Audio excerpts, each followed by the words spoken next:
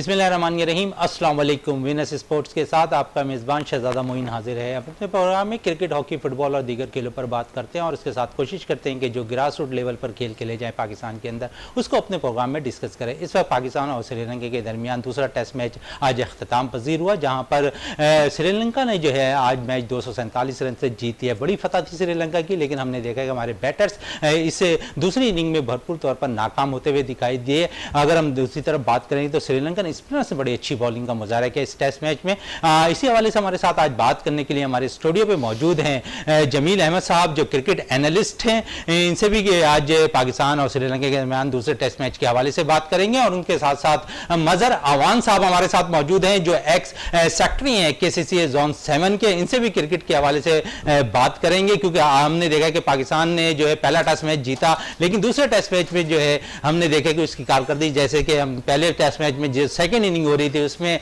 ऐसा होता है, एक वक्त पे दिखाई दिया था जमील साहब के पाकिस्तान ये टेस्ट मैच हार जाएगा, लेकिन हमने देखा कि दूसरे टेस्ट मैच में ये चीज होती हुई दिखाई दी। क्योंकि बड़ा टारगेट था 508 रन का, समझते थे कि पाकिस्तानी बैटर्स इस रन को चेस करते दिखाई देते, क्योंकि कल जब मैच अख्ताम पजीर हुआ था तो 89 रन से और एक खिलाड़ी हमारा आउट था। तो जिस तरह बाबर और इमामुल हक विकेट पे मौजूद थे, उम्मीद की जा रही थी कि पाकिस्तान मैच नहीं जीते, लेकिन कम अज कम मैच को ड्रॉ कराने में जरूर कामयाब हो जाता। बिल्कुल आपने सही कहा है। देखें, कल तक जो है ना हम इस पोजीशन में थे कि शायद हम ड्रॉ कर लें, बल्कि मैं तो ये कहूँगा कि आज लंच तक भी हम इस पोजीशन में थे, क्योंकि लंच के ऊपर हमारे जो है ना मतलब पोजीशन हमारी अच्छी थी और दो ही खिलाड़ी हमारे आउट थे। तो लग रहा था कि ये जो 2 सेशन है आने वाले, ये हम जो है ना गुजार देंगे। लेकिन देखें, इस पूरे टूर्नामेंट में अगर हम नज़र दौड़ाते हैं तो हमारे पास वाहिद बैटर जो है ना वो रहते हैं, बाबर आजम हमें नज़र आते हैं, जिन्होंने हर इनिंग में रन किए। जबकि एक इनिंग के अंदर जो है ना अब्दुल्ला शफीक ने रन किया, जो टेस्ट मैच पिछला टेस्ट मैच पाकिस्तान जीता, और उसके बाद तीनों इनिंग में वो नाकाम रहे हैं। इसी तरह अगर हम देखते हैं कि जिस तरह की कारकर्दगी इमामुल हक ने ऑस्ट्रेलिया के खिलाफ दिखाई थी, वो उस तरह की कारकर्दगी का मुजाहरा नहीं कर सके, क्योंकि आज भी उन्होंने 49 रन जरूर बनाए, लेकिन ये है कि जाहिर है कि जमील साहब 49 रन की आप बात करें, टेस्ट क्रिकेट में समझते हैं कि 49 रन जो है बहुत ज़्यादा मायने रखते हैं। जिस किस्म की आपको टारगेट चेस करना हो 508 रन, और वहाँ पर ओपन बैटर्स जो है आपके 49 रन स्कोर कर रहे हो। देखिए, ऊपर के 4 में से अगर 3 बैट्समैन ने रन कर दिए ना, और बाबर आजम ने 81 कर दिए, इसने 37 जो है रिजवान ने कर दिए, और जो है ना क्या कहते हैं 49 उन्होंने कर दिए इमामुल हक ने, वो आउट हो गया अब्दुल्ला शफीक। लेकिन बकिया जो हमारी जो पूरी टीम है, यानी कि आपकी जो 8 विकेटें हैं ना वो 87 रन पे गिरी हैं आखिरी। तो इन पूरे का पूरा, यानी जो अब फवाद आलम को ले लें और जो डेब्यूटेंट थे क्या कहते हैं उनको अगर आप लेते हैं, उनको ले लें क्या कहते हैं आगा सलमान को, फिर उसके बाद जो है ना मतलब एक लाइन है ना, मतलब अगर आप नवाज ले लें, यासिर शाह ले लें, पर ज़ाहिर बॉलर हैं सारे, तो मतलब कोई भी जो है ना, एक तो हमारी टेल भी है मतलब काफ़ी लंबी थी, लेकिन जो टारगेट था हम इस मैच को मतलब जीतना तो हमारे लिए इतना मतलब मुमकिन। देखिए, ये 342 रन पिछले टेस्ट में हमने जीते ना, ये हर दफ़ा नहीं होता, ये कभी कभी होता है ये कि हमने 342 रन करके, मतलब ये कि मेरी नज़र में ये था कि थोड़ा सा हमें अब तो खैर चूँकि टेस्ट मैच ख़त्म हो गया है और 4.5 दिन में ख़त्म हो गया, लेकिन यानी आज ये लग रहा था लंच तक कि शायद जो है श्रीलंकन जो कप्तान है कोरोना रत्न, उन्होंने डिक्लेरेशन जो है लेट किया है, ऐसा महसूस हो रहा था। तो लेकिन उन्हें अपनी विकेट का अंदाजा था शायद जमील साहब कि उन्हें आखिरी दिन स्पिनर्स हेल्प करती है, आखिरी जो सेशन है उसमें हेल्प करेगी। असल में धना जाया जो डिसल्वा था ना, उसकी सेंचुरी का भी एक मसला था, तो धना जाया से उसकी सेंचुरी कराने के लिए भी जो ना मतलब उन्होंने मतलब टाइम लिया। खैर मतलब ये कि वो अपनी जो भी उनकी अपनी वो थी प्लानिंग थी उसमें वो कामयाब हुए, टेस्ट मैच जीत गए। बिल्कुल सेम वही हुआ है जो ऑस्ट्रेलिया के खिलाफ हुआ था, पहला टेस्ट उन्होंने जीता। इसी प्रोग्राम में आपके बैठ के मैं बोल के गया था कि श्रीलंका के अंदर जो है ना वो कमबैक करने की सलाहियत है, और मतलब उसने जो ना आपको कमबैक करके दिखा दिया। मतलब अगर आप मवाजना करते ना, देखिए जो 4 इनिंग पाकिस्तान ने खेली और जो 4 इनिंग उन्होंने खेली, उन्होंने 4 में 3 इनिंग के अंदर 300 प्लस रन किए हैं। बिल्कुल समझे, हमने जो है ना आज हमने जो है ना मतलब एक इनिंग में 261, एक में 231, एक में 218, समझे ना, जो जीते आप उसमें आपने 342 किए, बाकी आपने 200 से कम ही रन किए ना, मतलब जितने उन्होंने 300 से ऊपर रन किए।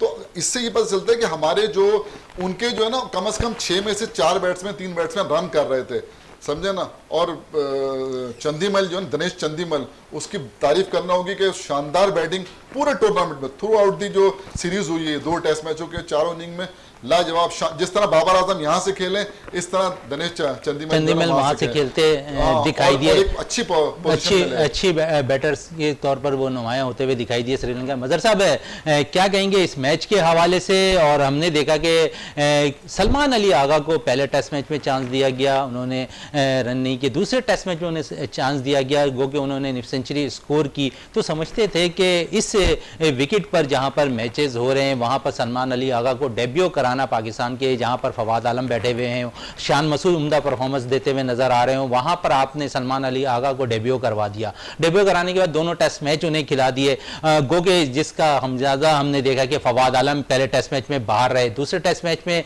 उन्हें चांस दिया गया। तो शायद फवाद आलम के जहनों में यह चीज घूमती तो नजर नहीं आ रही है कि मैं अगर रन नहीं करूंगा तो मुझे टीम से आउट कर दिया जाएगा, जिस किस्म की पेशगोई की जा रही है।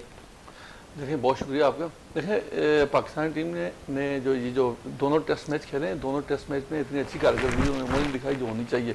दोनों टेस्ट मैच जो है ये श्रीलंका ने जीतने थे, जिस तरह की कारकर्दगी जो है श्रीलंका ने दिखाई है। ये तो एक जो है आपके जो ओपनर है उसने जो है अच्छी कारकर्दगी दिखा दी, आउटस्टैंडिंग जो है अनबिलीवेबल इनिंग्स खेल दी। अब्दुल्ला शफीक ने बड़ी अब्दुल्ला शफीक की बात कर रहा हूँ, तो उन्होंने ये जो है टेस्ट आपको जितवा दिया। अदरवाइज जो है वो टेस्ट भी हाफ जो है हार चुके थे।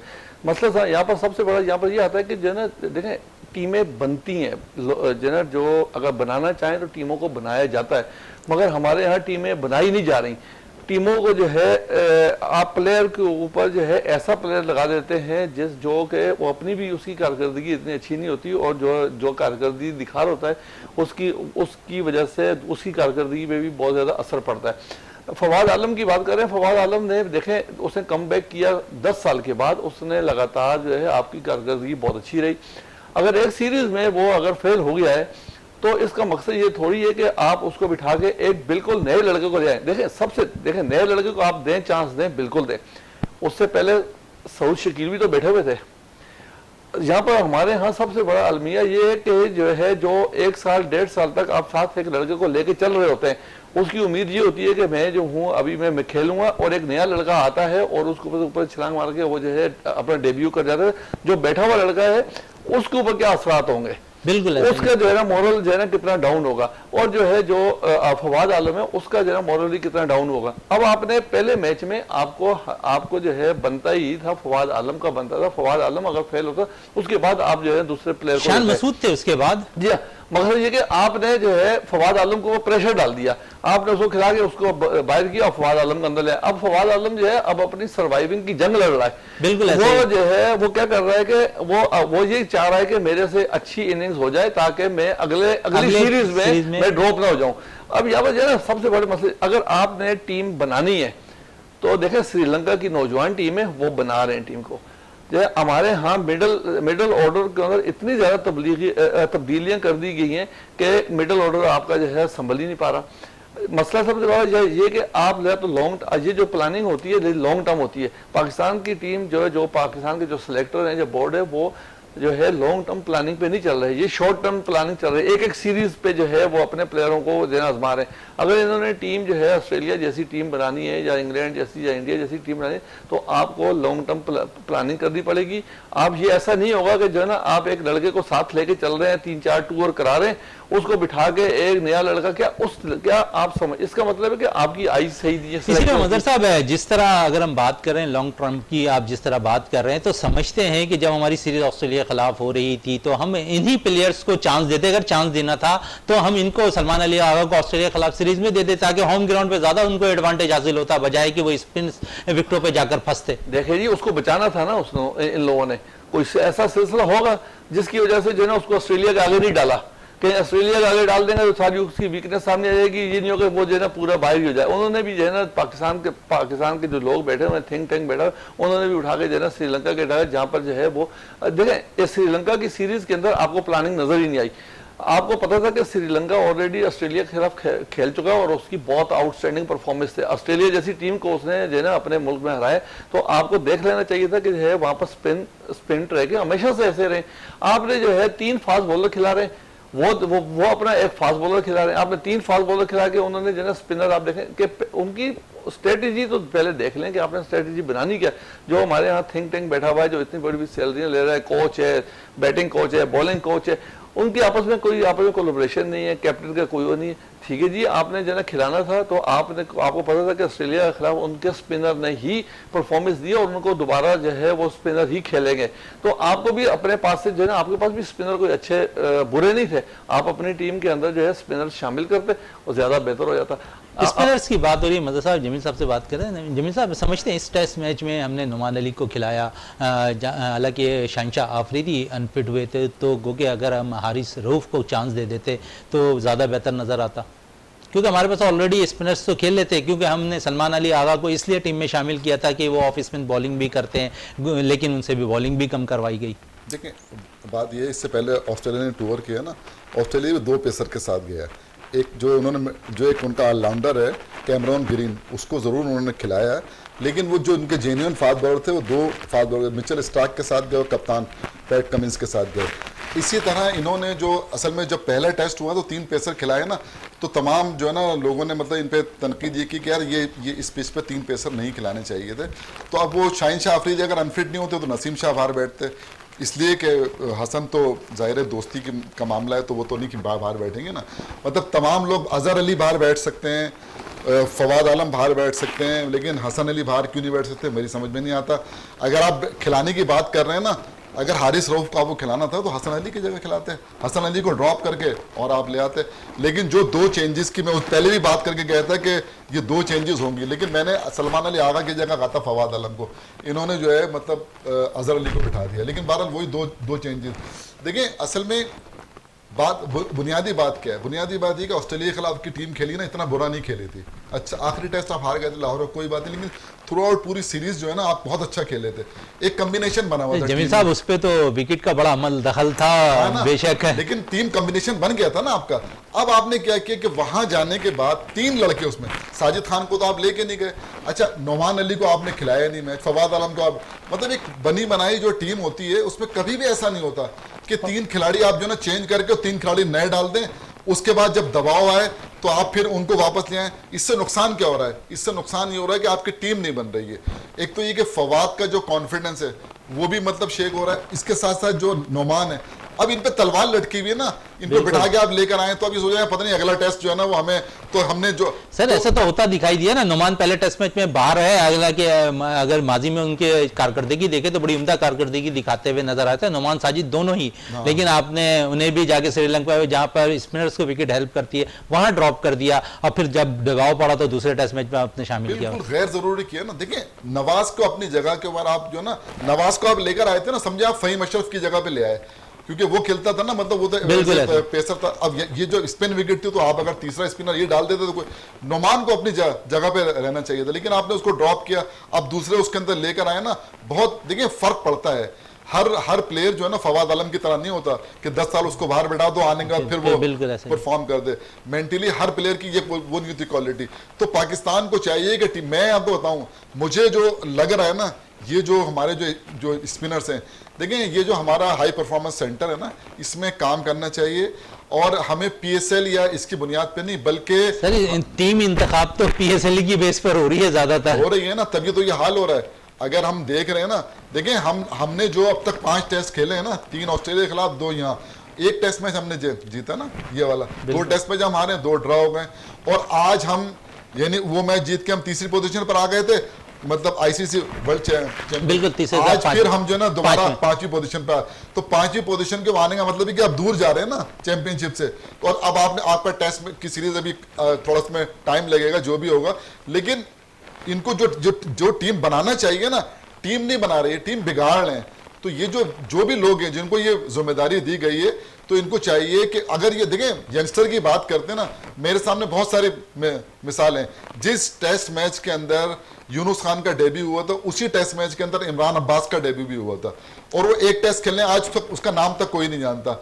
यूनुस खान भी पहली इनिंग के अंदर 0 पे आउट हो गए थे श्रीलंका के खिलाफ, और दूसरी इनिंग में 100 किए थे। अगर यूनुस खान अगर वो 100 नहीं करते तो आज उनका भी कोई नाम लेने वाला नहीं होता। इसी तरह क्या कहते हैं, ये जो मीर हमजा है, इसको एक टेस्ट मतलब खिलाने के बाद आपने जो ना उस्मान सलाउद्दीन की मिसाल हमारे सामने, एक टेस्ट खिलाया इंग्लैंड में 26 रन किए, वो भी मतलब बाहर हो गए। तो यही कुछ हाल इसके साथ भी होने वाला था सलमान अली आगा के, लेकिन चले इन्होंने वो किया, यंगस्टर को दूसरा मौका दिया, उसने 62 रन किए, लेकिन 3 इनिंग में वो फेल भी हुआ है। बिल्कुल। तो अगर आपने टीम को बनाना है तो फिर सलमान अली आगा को पूरा मौका दें ना, मतलब सर पूरा टेस्ट सीरीज तो खिला दो, टेस्ट मैचों की सीरीज खिला दे दिए ना। अब आपने क्या करना है, अब सऊद शकील बाहर बैठा हुआ है, ठीक है ना, अगर आप देखते हैं शान मसूद बाहर बैठा हुआ है, ठीक है, ये कोई जरूरी नहीं है कि शान मसूद अगर ओपनर परफॉर्म कर रहे हैं 3 नंबर पे खिलाते हैं शान मसूद को और इसको आप मिडिल ऑर्डर में खिलाते हैं, तो मैं ये समझता हूं कि इतनी जल्दी जो है ना, मतलब वो नहीं। और मैं तो ये कहता हूं कि फवाद आलम को भी कॉन्फिडेंस देना चाहिए। फवाद आलम की क्रिकेट अभी खत्म नहीं हुई है, अगर कुछ चंद इनिंग किसी खराब हो जाए ना, उससे आप ये नहीं देखें, इस टाइप के प्लेयर जो है ना अब पाकिस्तान में नजर नहीं आ रहे। और जैसे असद शफीक को आपने मतलब बाहर कर दिया, फवाद आलम के बारे में पता नहीं कि क्या सोचे, लेकिन इस टाइप के प्लेयर जो है ना आपके पास, आपकी डोमेस्टिक क्रिकेट जो है वो प्रोड्यूस नहीं कर रही। उसकी बुनियादी वजह ये है कि पहले जो है ना, पहले ये होता था कि पाकिस्तान ए के टूर होते थे, अंडर 19 के टूर होते थे, अब वो टूर बंद हो गए। अब एक आध टूर हो जाता है पाकिस्तान शाइन के नाम से, वो भी तो उससे प्लेयर आते थे, तो हमारी बेंच स्ट्रेंथ बहुत मजबूत होती थी। बेंच स्ट्रेंथ की बात हो रही है तो मजहर साहब से भी बात करते हैं। मजहर साहब, जिस तरह अभी हमारी जूनियर लीग होने वाली है, तो समझते हैं कि ये एक अच्छी चीज़ है जहां पर हम T20 क्रिकेट के लिहाज से खेलेंगे। जितने मिनटोर बनाए गए हैं, खासकर जावेद मियांदाद की अगर हम बात करें तो जावेद मियांदाद 5 डे क्रिकेट को ज़्यादा पसंद करते थे, लेकिन उन्हें मिनटोर तौर पर T20 का बना दिया गया। तो समझते हैं कि जो इंसान जो है, खासकर जो क्रिकेटर है, इतना बड़ा लेजेंड है जावेद मियांदाद, उसे 5 दिन की क्रिकेट पसंद है। वो जो जूनियर लीग से अंडर 19 से प्लेयर किस तरह निकालेगा, जबकि वो T20 क्रिकेट को खुद पसंद नहीं करते, क्योंकि अगर क्रिकेट खिलानी थी तो 5 डे क्रिकेट के लिए जूनियर लीग करानी थी, लेकिन ऐसा पाकिस्तान क्रिकेट बोर्ड करती दिखाई नहीं दी।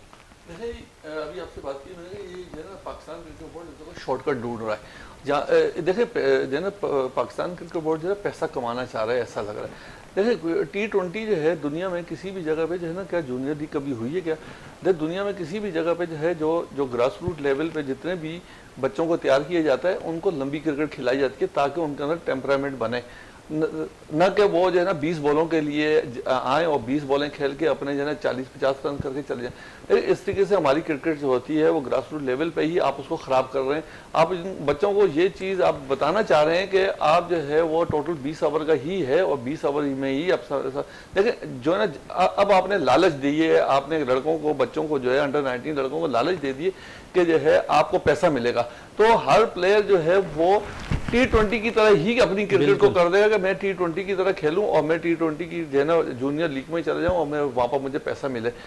अगर आपने जो है ना पाकिस्तान क्रिकेट को बेहतर करना है और आपने पाकिस्तान क्रिकेट के लिए कोई बेहतरी सोची हुई है, तो आपको यही चीज़ जो है वो जो है वनडे कर लेनी चाहिए थी। तो कम से कम जो है ना 50 ओवर मिलते हैं, 50 ओवर में प्लेयर बनते हैं। हमारे यहाँ देखें T20 में आपके पास ऐसे प्लेयर नहीं है, आपके पास कोई ऐसा ग्रास रूट लेवल या आपका जो है वो डोमेस्टिक सिस्टम ऐसा नहीं है कि आपने आप अच्छे टेस्ट क्रिकेटर जो है लेकर आए और टेस्ट क्रिकेट की टीम आप बनाए। अभी आपके पास कोई ऐसा नज़र नहीं आ रहा। आपने जो है T20 से जो है वो टेस्ट क्रिकेटर बना रहे हैं, T20 से जो है वो वनडे की टीम बना रहे हैं। तो ये अगर आपने ये काम करना है तो ये T20 के प्लेयर ही बनेंगे, वही वाले प्लेयर बनेंगे जो T20 के प्लेयर ही बनेंगे। मजहर साहब, इस वक्त हमें टेलीफोन लाइन पर एंकर पर्सन नसीम राजपूत ने ज्वाइन किया है। नसीम भाई, अस्सलाम वालेकुम। विनर्स स्पोर्ट्स में टाइम देने का बहुत बहुत शुक्रिया। क्या कहेंगे आज के टेस्ट मैच के हवाले से, जहां पर 247 रन से जो है हमें शिकस्त हुई है? वालेकुम सलाम। अभी मैं सुन रहा था कि वाकई बहुत अच्छी बात कर रहे थे, आप T20 के ऊपर अगर टेस्ट स्क्वाड का अनाउंसमेंट करेंगे तो आप तरीके से काम नहीं होगा। हम एक ही फॉर्मेट के ऊपर अपनी टीमें बना रहे हैं और उसी से खेलते चले जा रहे हैं। देखिए, हमने प्लेयर बनाने से ज्यादा आप मार्केटिंग के शोबे को स्ट्रॉन्ग करने का फैसला कर लिया। हालांकि प्लेयर अगर होंगे तो मार्केटिंग होगी। इसकी एग्जाम्पल इतनी बड़ी है कि आपकी हिस्ट्री आप उठाकर देखें, आपके पास जिस तरीके के वर्ल्ड क्लास स्टूडेंट रहे हैं, अब आपके पास अगर वर्ल्ड क्लास स्टूडेंट की बात करते हैं तो आपके पास सिर्फ यासिर शाह की सूरत में एक स्टूडेंट मौजूद है जो मुकम्मल रिदम में ही नहीं है। वो अब खेलने से 2 गेंदें बड़ी मुश्किल से जगह पे घिस पा रहे हैं। हम उन 2 गेंदों पे उम्मीद लगा के बैठे होते हैं कि वो किसी एक पर उम्मीद विकेट हमें दिलाएंगे और ये उम्मीद कर लेंगे। लेकिन यासिर को सबसे पहले तो लंबे रन के लिए हमें भेजना पड़ेगा फर्स्ट क्लास क्रिकेट में कि आप जाकर खेलें। दूसरा, आपके पास स्पिन डिपार्टमेंट ही नहीं है। देखो नोमान आपने 40 साल से ज्यादा के हो गए, उसके बाद आपको ख्याल आया था कि नोमान की सूरत में भी आपके पास कोई स्पिनर मौजूद है। जब आप सही उम्र में स्पिनर को मौका नहीं देते तो लोगों को स्पिन बॉलिंग की वजह से रुझान महंगा होता है। इसमें आपको कैंप लगाने चाहिए थे, आपको तैयारियां करनी चाहिए थी। क्योंकि लास्ट अगर आप सबसे चैंपियन स्पिनर की बात करते थे कोई नजमान थे, फिर यासिर शाह ने फास्टेस्ट 200 विकेट मुकम्मल की, लेकिन उसके बाद वो भी कहीं ना कहीं उनका भी एरा जो है वो खत्म होना शुरू हुआ। हमने पीछे से काम क्या किया, हमारे पास सकलैन मुश्ताक जैसा हेड कोच है, लेकिन सकलैन मुश्ताक को हमने कहीं बाहर भेजा था कि जाके जरा देखकर आया सदर पख्तूनख्वा में किस तरीके से 16 साल के स्पिनर पाए जाते हैं, या कराची में 16 साल के स्पिनर किस लेवल के, पंजाब में किस लेवल के 16 साल के स्पिनर, जिनको बनाना पड़ता है। हम समझते हैं कि हर खिलाड़ी हमारा जो है वो पाकिस्तान सुपर लीग से बन जाएगा और वहां से परफॉर्म कर देगा, सुपर लीग में बाकी उसमें फॉर्मेट में जाकर खेल रहा होगा। आपने पहले टेस्ट मैच में इतनी बड़ी गलती की थी, अभी ऑस्ट्रेलिया की टीम श्रीलंका से सीरीज इसी गोल टेस्ट में खेल के गई थी, वहां पर आप अगर देखें तो फिर तकरीबन तमाम विकेट स्पिनर से हासिल की थी। हम 3 मुख्तलिफ फास्ट बॉलर के साथ मैदान में जा रहे हैं। इसकी वजह ये कि हमारे पास स्पिन ऑप्शन इतने तगड़े नहीं है। हालांकि हमें तो जो ऑप्शन था नोमान को हमने गलत दिखाया था, नोमान को खिलाना चाहिए था, हमने दूसरे टेस्ट खिलाया। हमें जहाँ पे एक फास्ट बॉलर के साथ मेजबान श्रीलंका मैदान में उतर रहा है, वहां 3 मुख्तलिफ फास्ट बॉलर के साथ कर रहे। फिर आप देखें सेकंड टेस्ट मैच के अंदर हमने जो जीतने के बावजूद जो गलतियों की निशानदेही जिनकी की थी उनको कितनी हद तक खर्च किया गया, नोमान को खिला दिया, फवाद आलम को खिला दिया, लेकिन आपने अपनी टीम के जो कॉम्बिनेशन था उसको बिल्कुल छिड़ दिया। आपने 3 नंबर से अजहर अली की जगह खाली की थी और वहां पर बाबर आजम को इस जगह को फिल करना पड़ा, उनको अपना नंबर आगे बढ़ाना पड़ गया। हालांकि आपके पास शान महसूस की सूरत में एक ऐसा बैट्समैन मौजूद था जो मुसलसल परफॉर्म कर रहा है, वो सिर्फ अपनी बारी का इंतजार कर रहा है और आप इसी चीज से डरे हो, अपनी बारी लेगा तो फिर अपनी जगह भी बना लेगा।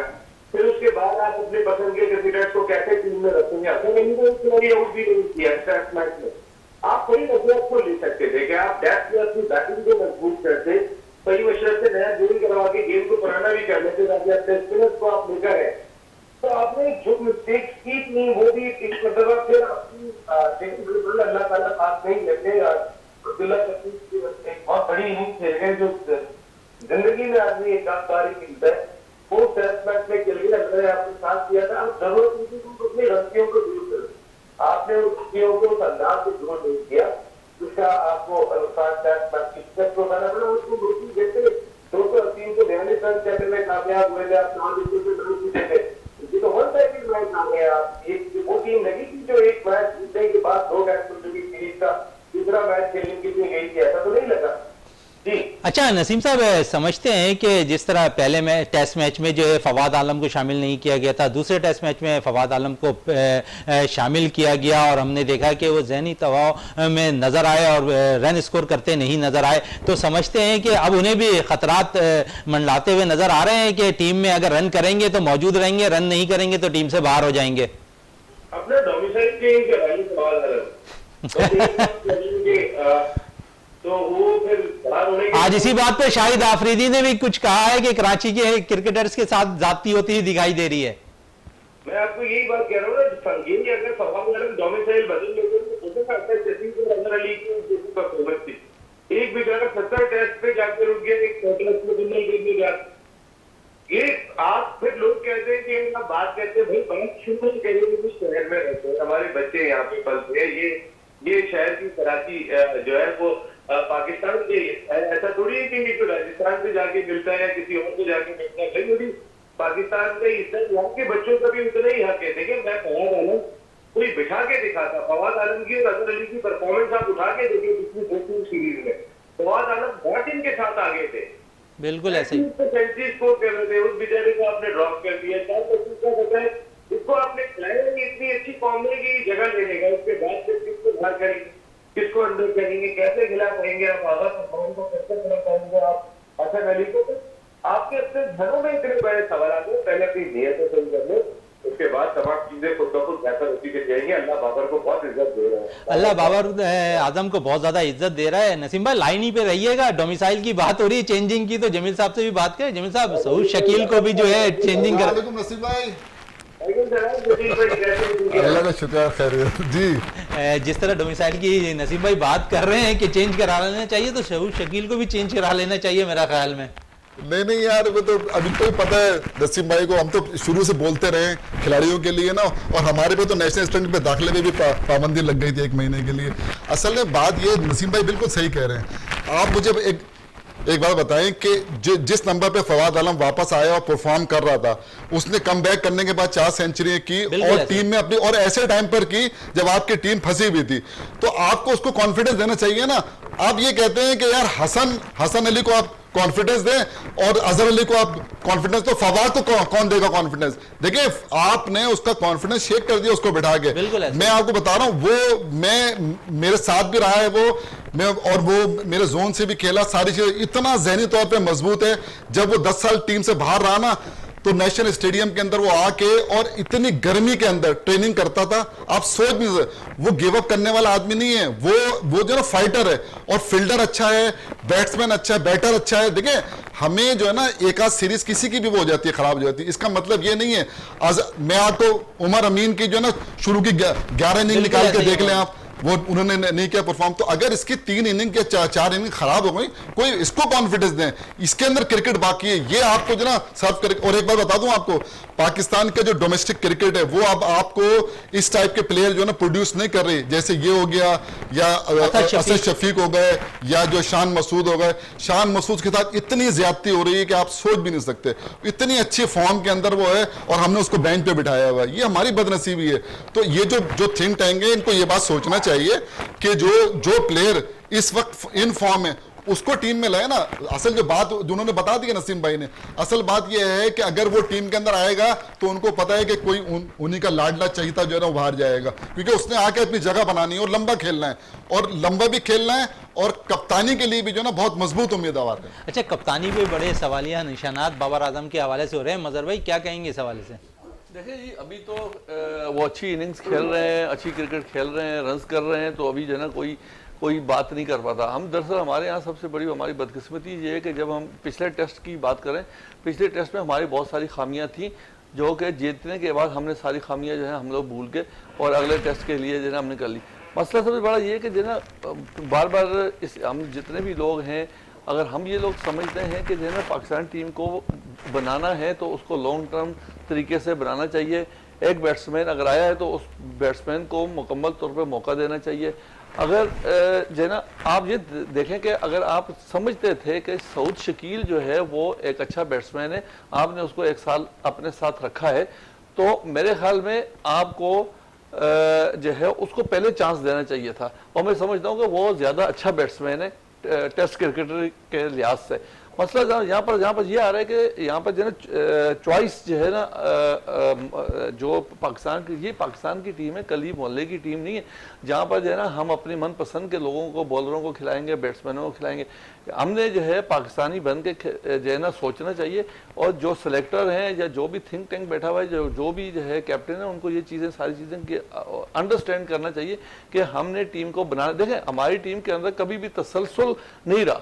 एक टेस्ट जीतता है, 2 टेस्ट जीतता है, उसके बाद फिर अनसर्टन जो है ऐसी टीम से हार जाते हैं, जैसे कि पिछला टेस्ट आपने जीता बड़ा आउटस्टैंडिंग। तो आपको इस तरीके से जो है ना गिव अप नहीं करना चाहिए था। इसी तरीके देखें आपका यहाँ पर जो है ना ओपनिंग आपकी चल गई, आपका मिडिल ऑर्डर आके बिल्कुल फेल हो गया। पिछले मैच में भी यही पोजीशन हुई है, और इस मैच में भी यही पोजीशन हुई है। सिर्फ और सिर्फ हमें यहाँ पर यही सोचना चाहिए कि जो है हमने टीम को बनाना कैसे है।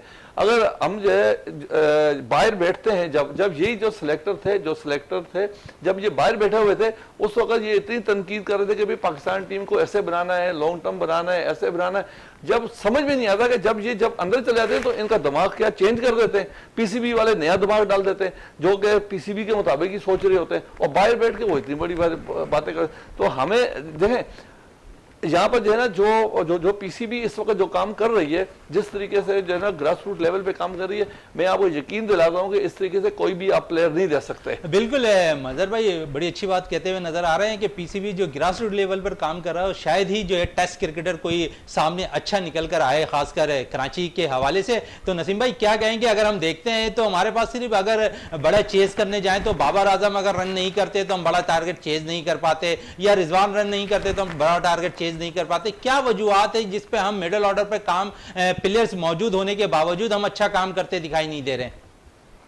देखिए, आप सबसे पहले चीज उठा के देखें, रमीज रजा साहब का हर वक्त एक स्टेटमेंट आता है, मैंने बाबर को पावरफुल कर दिया, मैंने बाबर को पावरफुल कर दिया, Babar is the authority, Babar is the authority. वो बार बार ये बात कहते हैं, अच्छी बात है, हम अपने कप्तान को बात तैयार करें, लेकिन आपके बयान से कहीं एक चीज नहीं जा रही हो कि बाबर ही जो है वो टीम के मालिक बन गए, बाबर ही एक दो रंगों के साथ फैसला करेंगे, तो इतनी बड़ी टीम मैनेजमेंट को घर भेज दें जो आपने साथ रखी हुई है। मेरी इतला के मुताबिक इस टीम के सिलेक्शन के अंदर 3 लोगों का किरदार बहुत अहम होता है। उसमें बाबर आजम है, उसमें शाहीन शाह अफरीदी है और उसमें मोहम्मद रिजवान है। और यही लोग जो है वो 11 रुकनी टीम को फाइनल करते हैं, यही उसका डिसीजन लेते हैं, यही उसका फैसला करते हैं। तो फिर आप पिच के हवाले से कि पिच रीड नहीं की जा सकी, 3 फास्ट बॉलर खिला लिए, तो ये इल्जाम के मोहम्मद यूसुफ पे और सकलैन मुश्ताक पे न लगाए तो बेहतर है। बिल्कुल ऐसा ही है। आप जो है वो उनके साथ भी उसी तरीके का रवैया रखें कि जो आपने बाकी रवैया रखा हुआ है। अब पता चलता है कि उनके पास उस तरीके की अथॉरिटी नहीं है और हर आदमी अपनी जॉब संभाल के बैठा हुआ है। एंड ऑफ द डे फैसला बाबर आजम ने करना है, उनके साथ रिजवान है, उसके साथ शाहीन शाह अफरीदी है, और वो टीम बना के खिलाते हैं। उसमें अगर अली टीम से बाहर नहीं होते, उनको जैसे तैसे मौका मिल जाता है, वो टीम का हिस्सा बन जाते हैं, चाहे कंडीशन कैसी भी। हालांकि हसन को नुकसान पहुंचा रहे हैं आप, ये कोई दोस्ती नहीं निभा है। अब इस पिच के ऊपर आप हसन को खिलाने के बाद वो मैच विनर है पाकिस्तान का, आप उसको जो है वो सिर्फ दोस्ती में खिलाने की वजह से पता चलता है कि वो उसका मोराल बढ़ता नहीं है, बल्कि उसका मोराल आप मजीद गिरा देते हैं कि जब वो परफॉर्म नहीं कर पाता है। तो ये चीज समझ नहीं पा रहे, हमारे थिंक टैंक को सोचना पड़ेगा, और खासकर रमीज राजा साहब को, जहां और भी लोगों को बाइख्तियार बनाना है, वहां इख्तियारात लोगों के पास होने चाहिए कि कंसेंसस के बाद जो है वो टीम का सिलेक्शन हो, ना कि कप्तान एक अथॉरिटी और वो उसके बाद कहे कि चले जी आगा सलमान पैड कर ले, अब्दुल्ला शफीक पैड कर ले, मोहम्मद रिजवान पैड कर ले, इमाम उल हक पैड कर ले, ऐसा नहीं है। बाकी क्या जो है वो वहां पे पानी पिलाने के लिए गए हुए। पानी पिलाने की बात हो रही है नसीम भाई, तो थोड़ी सी बात हम सरफराज अहमद के हवाले से भी कर लें, कैसा देखते हैं अब उसका मुस्तकबिल? यार मैं आपको एक बात बताऊं, ये वो पिचेस थी कि जहां सरफराज को आप खिला सकते थे, स्पिन पिचेस थी, वो स्पिनर्स को अच्छा खेलता है। जिन लोगों को पता है ना कि सरफराज की खूबी क्या है, मैं बात नहीं कर रहा कि आपने सरफराज को इंग्लैंड की सीरीज में ले आके खिलाना है या ऑस्ट्रेलिया में खिलाना है, लेकिन ये पिच उसको सूट करती थी, दीगर कई बैट्समैनों से ज्यादा सूट करती थी। वो स्वीप्स वगैरह लगा के, कटे वगैरह खेल के जो है वो रन आपको देखें, यहाँ पर तो मसला ही रन बने हुए थे। यहाँ एक पिचेस के ऊपर स्पिनर्स के खिलाफ रन स्कोर नहीं हो रहे थे। अगर आप जेन्युइन अंदाज में सोचते, 2 विकेट कीपर नहीं खेल रहे, बैरिस्टो और बटलर दोनों एक टीम का हिस्सा है, दोनों खेल रहे होते, तो आप कंडीशन तो देखिए, वो कंडीशन सरफराज को सूट करती थी, लेकिन चूंकि वो सरफराज बेचारा तो शायद अब सिर्फ इसलिए रह गया है कि अल्लाह ना करे, अल्लाह ना करे, अल्लाह ना करे कि कभी रिजवान कोई एक्सपेक्ट हो जाते, तो उस सूरत में सरफराज को खिला लेंगे। बाकी तो सोच ही नहीं जाती भाई, सऊद शकील पे सोच नहीं जाती तो सरफराज पे सोच बिल्कुल ऐसे ही सऊद शकील से ज्यादा शान मसूद पे नहीं जाती, जो मुसलसल रन करते हुए नजर आ रहे हैं।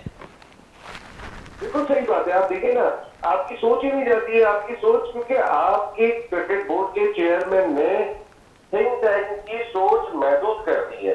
जहां आप अपने थिंक टैंक की सोच महदूद कर देते हैं और आप अथॉरिटीज जो है वो अथॉरिटी से ले लेते हैं और अथॉरिटीज चंद लोगों तक महदूद कर देते हैं, तो फिर इस तरीके की सूरत हाल होती है। जीत जाते हैं तो फिर वही लोग चौड़े होकर घूम रहे होते हैं कि देखिए हमने मैच जिता दिया, हमने अगर 3 फास्ट बॉलर खिलाए थे तो हमने मैच जिता दिया। लेकिन क्या किसी ने उनसे सवाल किया था, किसी ने पूछा था कि भाई उस पिच के ऊपर के जब आपने देखा था कि ऑस्ट्रेलिया और श्रीलंका का टेस्ट मैच 10 दिन पहले हुआ है और वहां पर 35 विकेट स्पिनर्स ने हासिल की थी, तो आपने 3 फास्ट बॉलर क्यों खिलाए?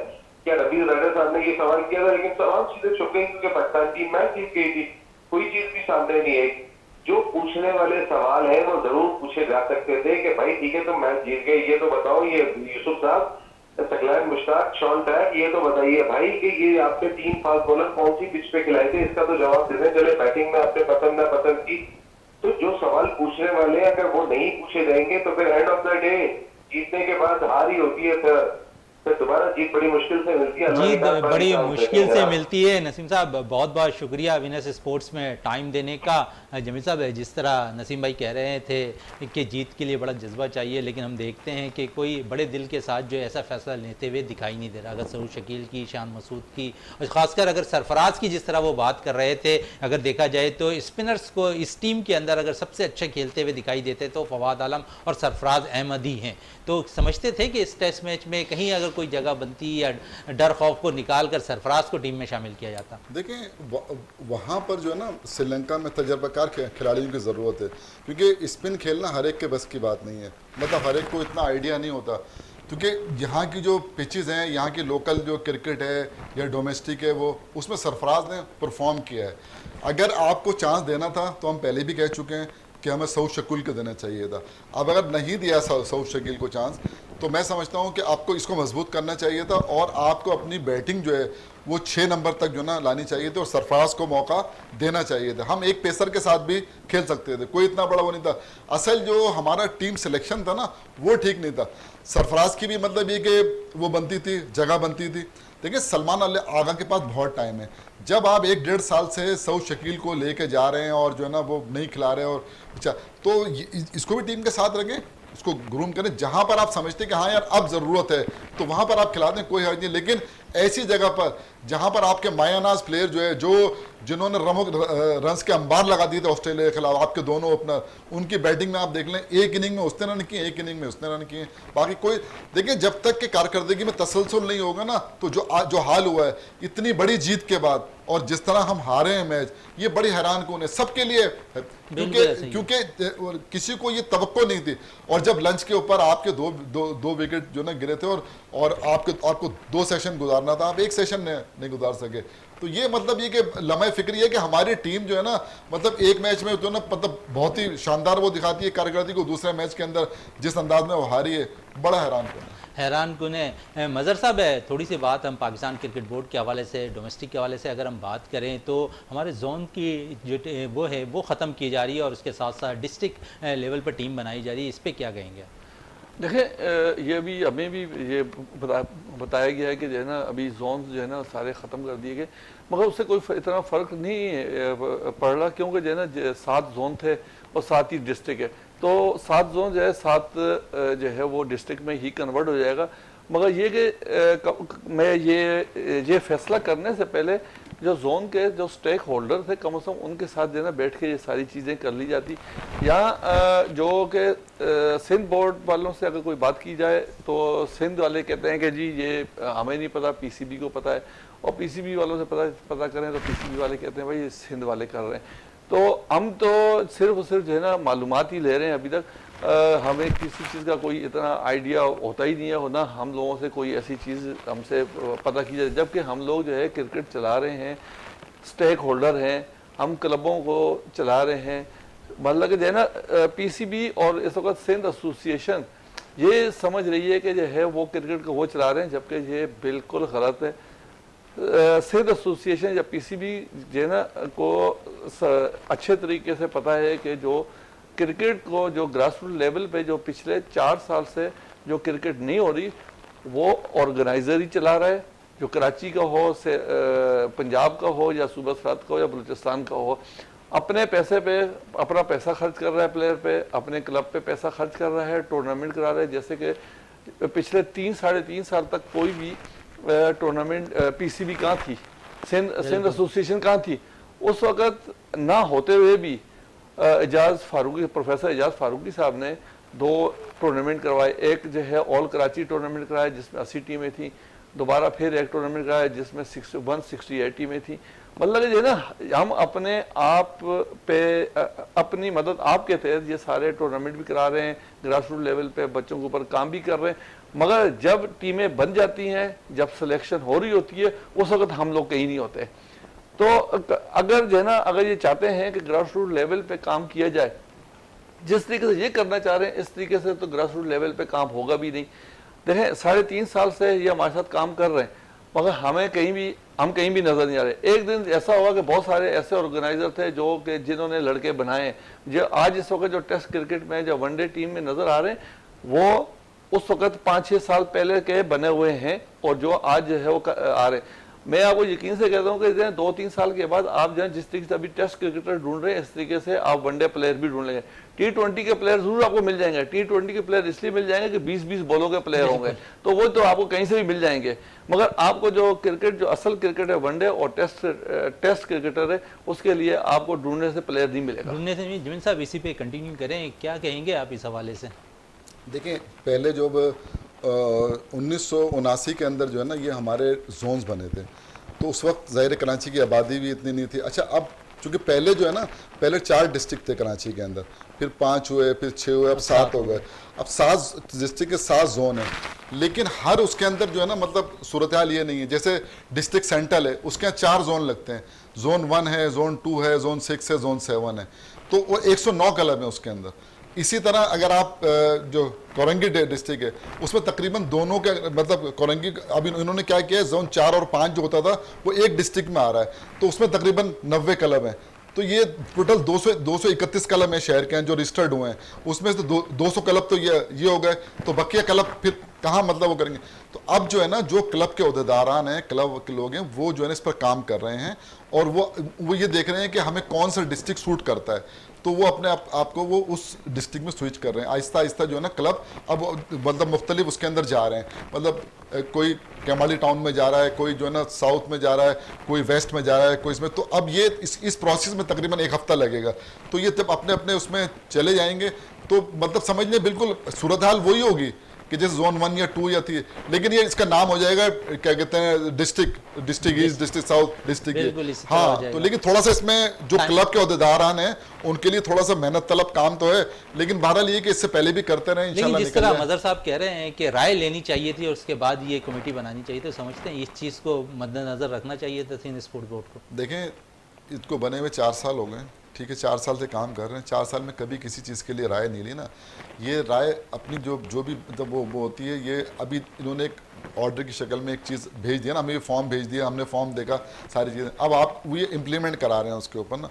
राय तो आज तक किसी, तो इसलिए हमें ये शिकवा नहीं करना चाहिए कि राय नहीं ली, क्यों कि इन्होंने इससे पहले कभी राय ली नहीं है।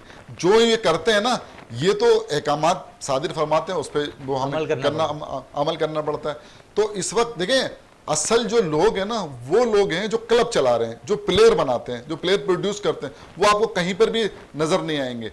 जो बने बनाए हमारे प्लेयर होते हैं वो हमारे डिस्ट्रिक्ट के अंदर सेलेक्ट होते हैं, उसके बाद फिर वो हमारे जो है ना सूबाई जो क्रिकेट होती है डिवीजनल में सेलेक्ट होते हैं, सूबाई उसमें सेलेक्ट होते हैं, इस तरह जाके वो खेलते हैं। लेकिन जो क्लब वाला है ना, वो उसका कोई किरदार नहीं है इस पूरे उसके अंदर प्रोसेस के अंदर। कहीं पर भी जो है ना, पहले बुनियादी जो किरदार था ना, वो था ही क्लब वाले का। भाई हमारी एसोसिएशन थी ना, अगर कोई लड़का के साथ ज्यादती हो रही है कुछ, तो हम जाके बात करते थे, सर ये मसला है, चाहे बुखारी साहब हो या फारूकी साहब, XYZ कोई भी हो, हम बताते थे कि सर इसकी कारकर्दगी देखें, इसकी कारकर्दगी, तो वो कहीं ना कहीं वो लड़का एडजस्ट हो जाता था। चलो यार 15 की जगह 16 ले जाओ, सही है ना, लेकिन ये नहीं, इसकी कारकर्दगी अच्छी रह गई, मिस हो गई, 16 ले जाओ।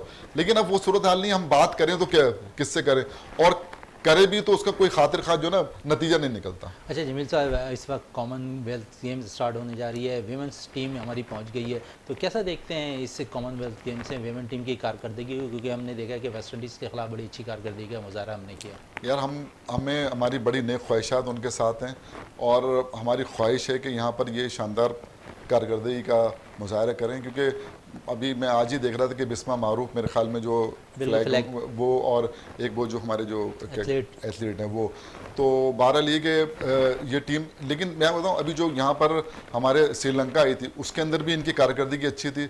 अभी वेस्ट इंडीज़ में गए वहाँ, तो डे बाई डे कारकर्दगी जो है ना वो इम्प्रूव कर रही है, बेहतर हो रही है।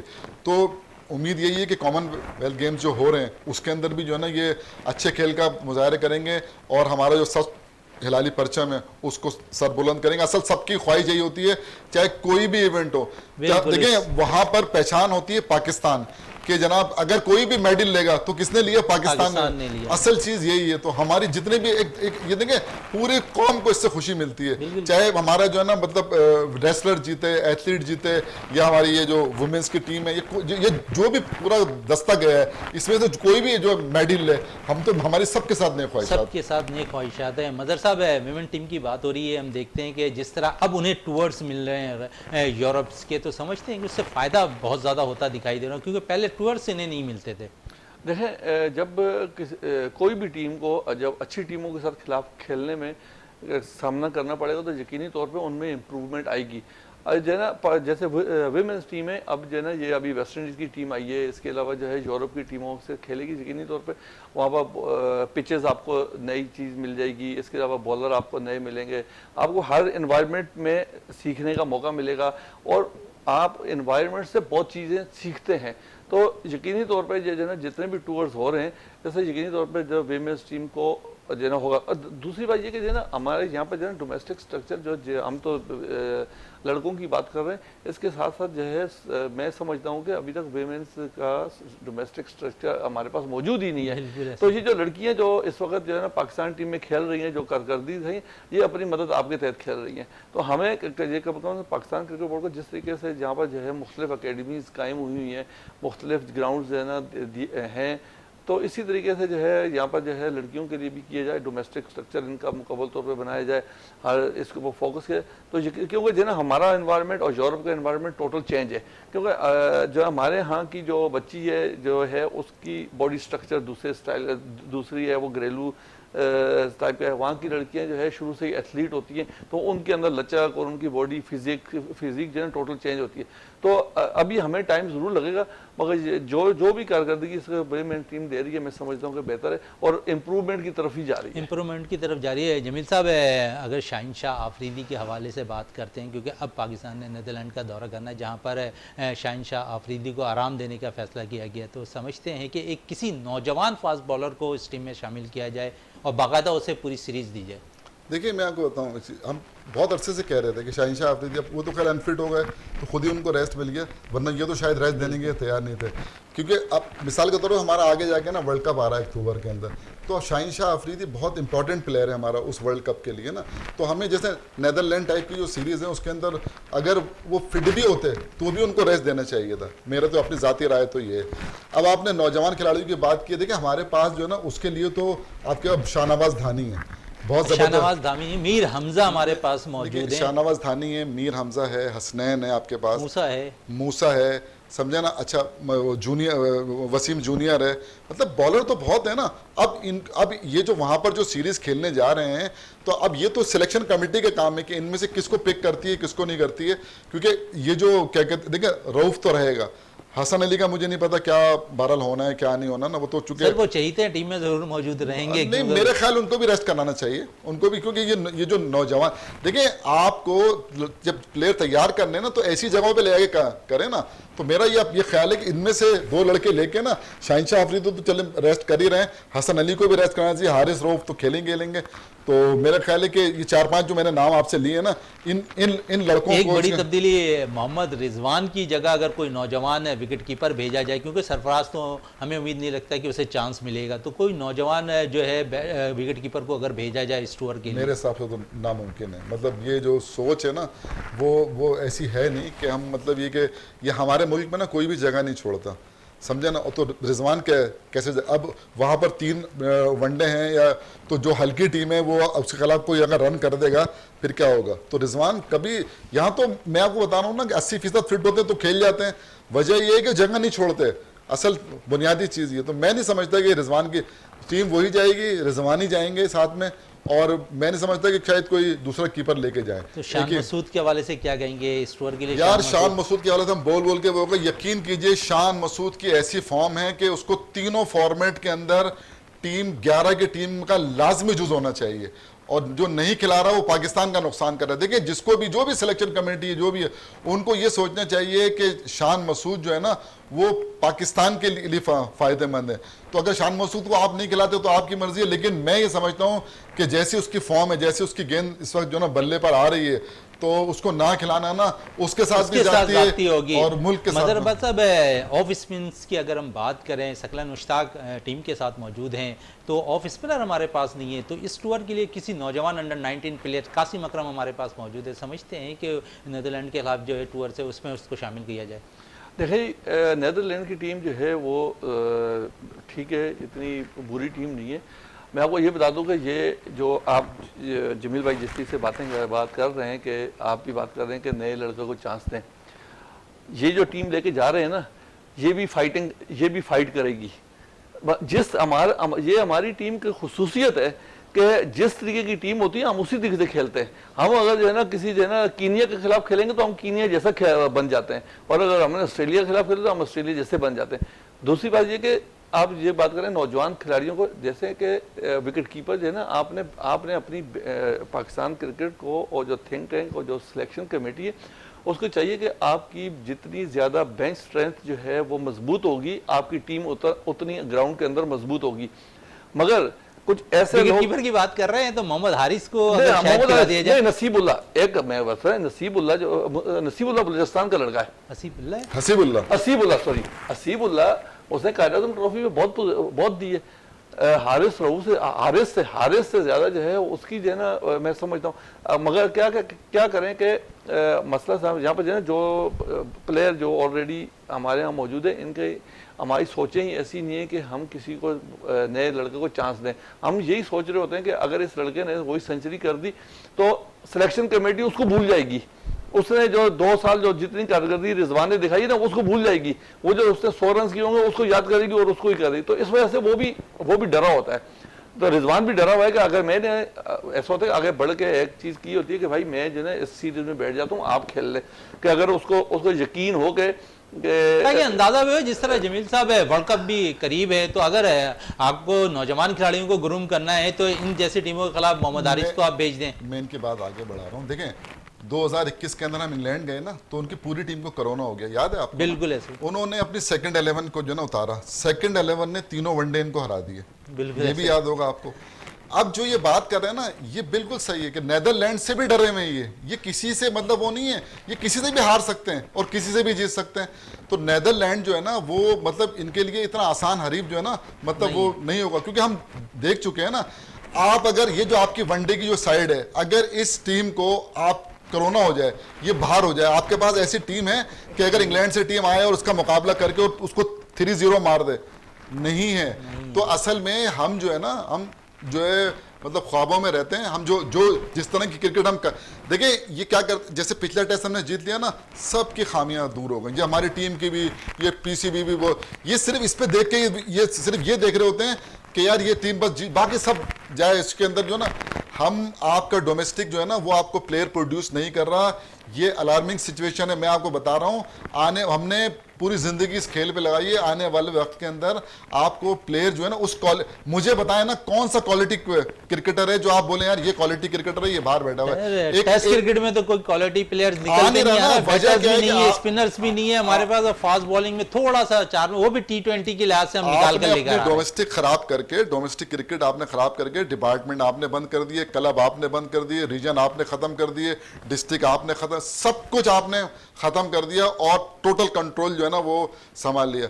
इस वक्त आपको शायद नजर नहीं आ रहा ना चकाचौंध के अंदर, लेकिन आप जब ये धूल बैठेगी ना तो आपको अंदाजा होगा। जब धूल बैठेगी उस वक्त पाकिस्तान क्रिकेट बोर्ड को शायद समझ में आती हुई नजर आए कि डोमेस्टिक से प्लेयर्स निकलकर सामने नहीं आ रहे। मजहर अब्बास साहब, प्रोग्राम में टाइम का मैं बहुत बहुत शुक्रिया आपका स्टूडियो आने का। जमील अहमद साहब आपका बहुत बहुत शुक्रिया।